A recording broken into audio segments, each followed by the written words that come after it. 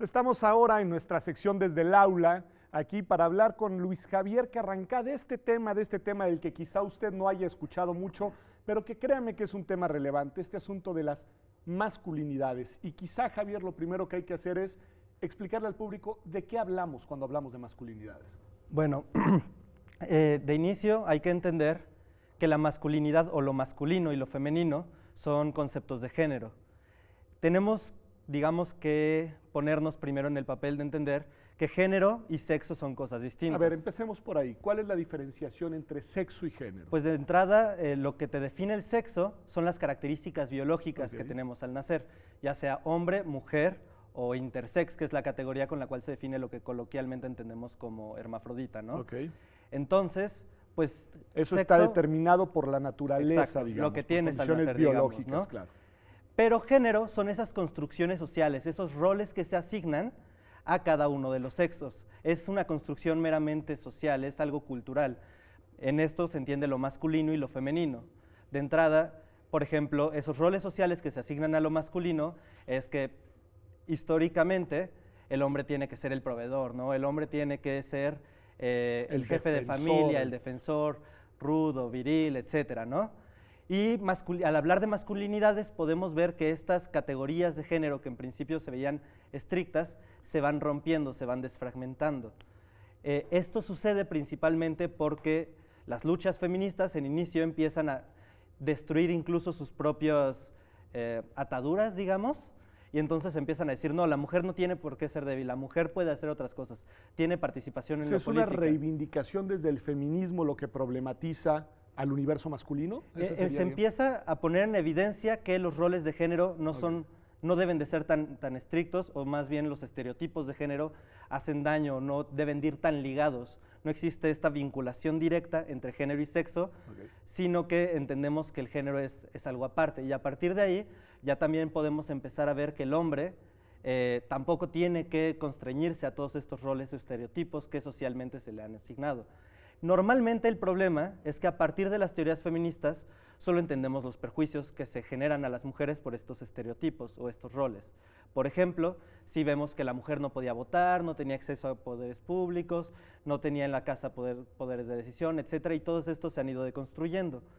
Se entiende principalmente que los hombres, como contraparte de esto, gozan de muchos beneficios, ¿no? Que son, claro, digamos, la supremacía en varonil, la situación de poder y sin embargo, patriarcal y todas estas cosas. Exacto, pero podemos entender que esto también genera perjuicios para el mismo hombre. A ver, eso me interesa mucho, es decir, hay en esta construcción de género facetas que son problemáticas para los hombres, que son supuestamente quienes se encuentran en una situación de dominio sobre las mujeres. Claro, se le establecen al hombre papeles que muchas veces no se adecua con lo que muchos hombres realmente desean para sí mismos. Por ejemplo, el momento en el que el hombre tiene que ser conforme a los estereotipos, el hombre tiene que ser viril, hay muchos hombres que se ven anulados en sus emociones, en su sensibilidad, ¿no? Y esto se genera un perjuicio en lo psicológico. El hecho de que se les obliga a tener dominio, tener poder, también no necesariamente todos los hombres quieren manifestar eso, exacto. El hecho de la paternidad, ¿no? La mujer es la que tiene el rol en la casa y el hombre no puede realmente desarrollar, conforme a construcciones de género estrictas, ese rol de buen padre, ¿no? Al final el hombre solo es proveedor prácticamente. Entonces se anulan muchos roles que el hombre podría cubrir y que muchos hombres quieren cubrir a partir de esto, ¿no? Las nuevas teorías de género lo que hacen es intentar eliminar estas ataduras tan estrictas y decir, a ver, un hombre también quiere y puede ser un buen padre, ¿no? Un hombre no tiene por qué ser incluso esa figura viril y sin sentimientos, ¿no?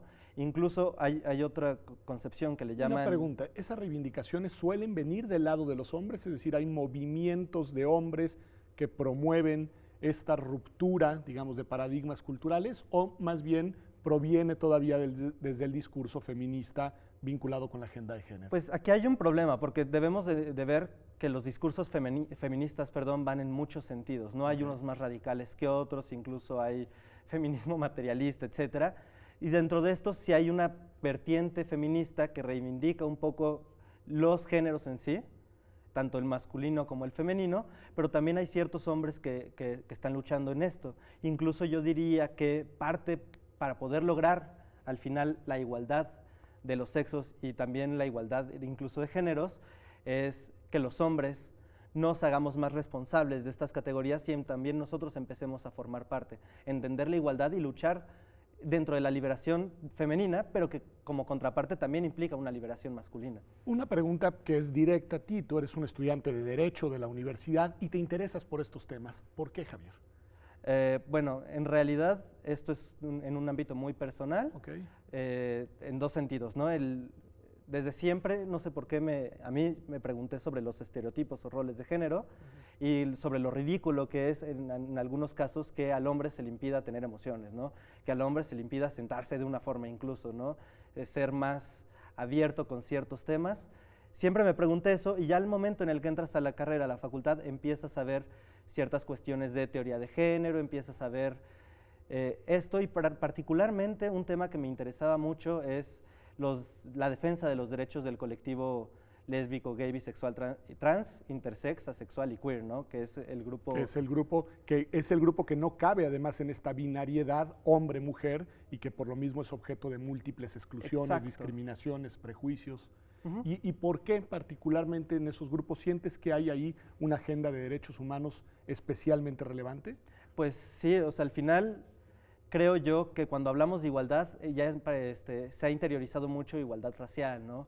Igualdad incluso entre los sexos ya está cobrando mucha relevancia, pero la igualdad en materia de derechos LGBT no tanto, principalmente porque todavía asumimos que las personas del colectivo LGBT tienen roles muy asignados o, por ejemplo, un problema muy común en la sociedad es que intentamos identificar la orientación sexual con el género, ¿no? Okay. Un hombre, si es gay, tiene que ser femenino, prácticamente conforme los estereotipos, ¿no? Cuando eso es falso. Al final, así como el sexo es hombre-mujer y el género es masculino, cultural, la femenino, preferencia sexual es una tercera pista. exacto, digamos. la orientación sexual es algo completamente aparte, ¿no? Puede haber un hombre que siendo gay sea muy masculino, ¿no? Y por otra parte puede haber un hombre que no siendo tan masculino, que no se adecue tanto a los roles de género, sea heterosexual, ¿no? Entonces, al final se trata de jugar con estas categorías y ver cómo, si bien hasta cierto punto es importante poder tener ciertas categorías para enfocar análisis, incluso para enfocar la defensa, de fondo no podemos constreñirnos tanto a estas y decir, es que la sociedad así tiene que ser, ¿no? Pues muchas gracias, en verdad, Javier. Me parece muy interesante, el tema me parece muy relevante y también complejo, digamos, es un tema complejo en sí mismo y no suficientemente socializado. Por eso, aquí en Observatorio hemos decidido dedicar esta edición a reflexionar sobre el tema de las masculinidades, a problematizar en torno al mismo y será también el análisis central en nuestro estudio en perspectiva. Estarán con nosotros, como sabes, Miguel Moguel y Berenice Fuentes. Gracias por habernos acompañado y espero que no sea la única vez que te veamos acá en Observatorio, en este espacio, en Desde el Aula. Gracias, gracias. Ya volvemos, vamos a un corte y regresamos a nuestro análisis en perspectiva para seguir hablando de este tema que, como usted ha visto, no solo es relevante, sino que es un tema sobre el cual vale la pena reflexionar. Ya volvemos.